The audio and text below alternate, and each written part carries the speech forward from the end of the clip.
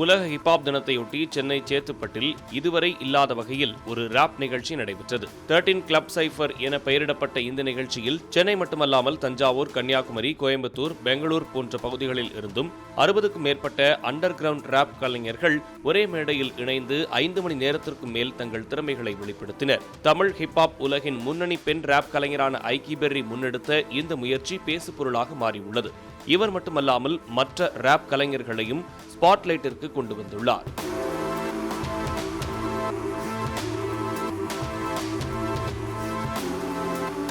தங்கள் தெருக்களிலும் சமூக வலைதளங்களிலும் தங்கள் உள்ளூர் பகுதிகளிலும் மட்டுமே அறியப்பட்டிருந்த பல அண்டர் கிரவுண்ட் ராப்பர்கள் இந்த சைஃபரில் பங்கேற்றதன் மூலம் ரசிகர்களின் பார்வைக்கு வந்துள்ளனர். இதுவே முதல் முறையாக சென்னையில் நடத்தப்பட்ட மிகப்பெரிய சைபர் நிகழ்ச்சியாக பார்க்கப்படுகிறது. ஐக்கி பெர்ரியின் இந்த முன்னெடுப்பு கலை உலகில் மிகுந்த பாராட்டை பெற்றுள்ளது.